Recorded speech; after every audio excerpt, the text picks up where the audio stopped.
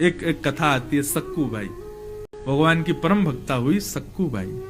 तो सक्कू बाई का जन्म तो हुआ था वैष्णव परिवार में, लेकिन विवाह हुआ बिल्कुल मलिन परिवार में। बेटी कैसे घर में जाएगी कोई नहीं बता सकता। क्या पता, कई बार ऐसा होता करोड़पति घर में जाते हैं लेकिन वो रोडपति हो जाते हैं, और कई बार बेटियों का ऐसे घर में ब्याह होता है कि उनके आते ही महाराज करोड़पति हो जाते हैं। बेटी कैसे घर में जाएगी कोई नहीं कह सकता, लेकिन फिर भी पिता को प्रयास करना चाहिए शुद्ध घर में ही भेजे।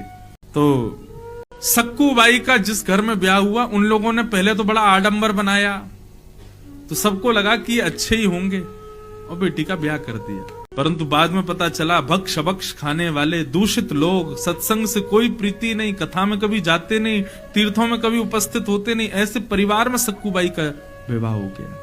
धीरे धीरे सास ससुर ननद सब ने अपना प्रचंड रूप दिखाना प्रारंभ किया और सक्कू बाई बेचारी अपने पिता की मान के लिए सहती रही। सक्कू बाई ने अपने पति से कहा, मुझे कोई लोभ नहीं, आप जैसे चाहो मुझे रखो, लेकिन मुझे कथा सुनने की बड़ी इच्छा होती है, आप कृपा करके कभी कभी मेरे को अनुमति दिया करो ना कथा में, मैं चली जाऊं। पति ने 5 वर्ष तक सक्कू बाई को कथा नहीं सुनने दी, ताकि ये हमारी जैसी हो जाए, कथा वथा छोड़े। लेकिन बंधुओं, या तो व्यक्ति भक्त बनेगा नहीं, वैष्णव बनेगा नहीं, और एक बार बन गया तो चाहे कितने भी उसके ऊपर प्रताड़ना कर दो वो बदल नहीं सकता, फिर वो भक्त ही रहेगा। भक्ति तिल के समान है, कितना भी कुछ कर लो तिल रहता ही है। तो सक्कू बाई ने खूब प्रयास उनके परिवार ने किया, लेकिन सक्कू बाई के हृदय से वैष्णवता नहीं गई। एक दिन बर्तन मांज रही थी सक्कू बाई, 5 वर्ष हो गए एकांत में बैठ के बर्तन मांजते हुए रोती रहती थी कि हे नाथ, मैंने क्या बिगाड़ा आपका, आपसे कुछ नहीं मांगा, कभी बस आपकी कथा मांगी, सत्संग मांगा, वो भी आपने मुझसे छीन लिया, ऐसे परिवार में भेज दिया।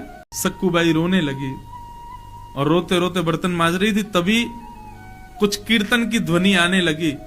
सक्कू बाई ने खिड़की से झांक करके देखा तो शोभा यात्रा जा रही थी और लोग श्री कृष्ण गोविंद कीर्तन करते हुए यात्रा में भागवत जी लेके जा रहे थे।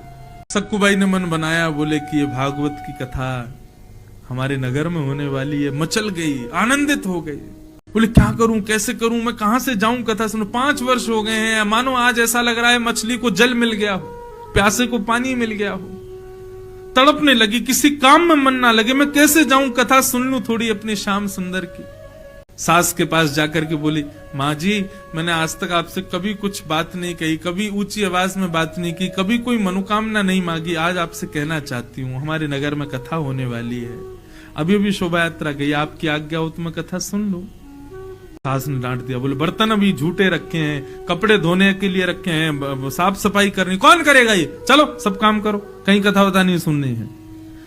सक्कू बाई ने अपनी सास को दोष नहीं दिया, एकांत में बैठ के ठाकुर जी को ही कोसने लगी, बोले आप ही नहीं चाहते कि मैं आपकी कथा में आऊं, ये सब आपका ही दोष है।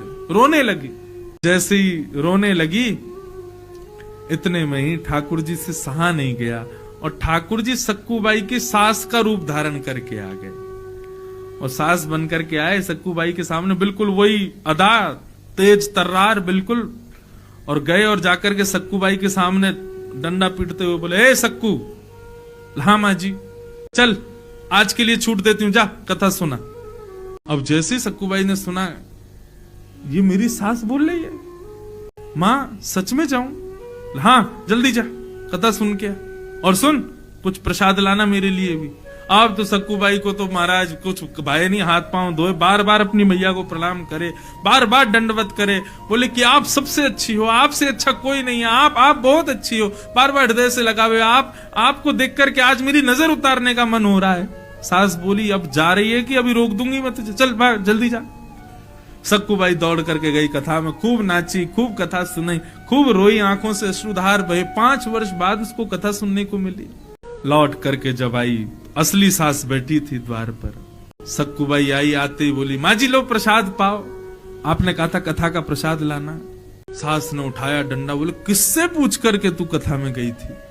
बोले आपने ही तो आज्ञा दी थी, जाओ जाके कथा सुन लो और मेरे लिए प्रसाद लाना। बोले अच्छा, झूठ बोलती है, घर के सारे काम अधूरे छोड़ करके गई, झूठे बर्तन, सारे कपड़े छोड़ करके गई, घर पूरा गंदा पड़ा है, ये सब छोड़ करके तू गई कथा में।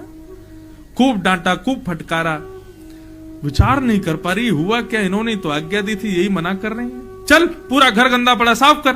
जैसे ही सक्कूबाई और उनकी सास ने घर में प्रवेश किया, पूरा घर चमचमा रहा था। सारे वस्त्र धुए हुए रखे थे, बर्तन बिल्कुल मजे हुए रखे थे। सब देख करके सक्कूबाई समझ गई, बोले मुझे भेज दिया कथा में, मेरा काम स्वयं ठाकुर जी करके गए। सब पूरे घर को स्वच्छ आदि करके गए। रोने लगी सक्कूबाई, बोले नाथ अब सहन नहीं होता, कृपा करो ना, मेरे पूरे परिवार को वैष्णव बना दो। इतना कहते ही त्रिभंग लल्ली श्याम सुंदर प्रकट हो गए और प्रकट होकर पूरे परिवार को वैष्णव बना करके सक्कूबाई का जीवन भक्तिमय बना दिया। बोलो भक्तवत्सल भगवान। कथा से प्रीति करने का ये फल है, कथा के प्रति रुचि रखने का ये फल है।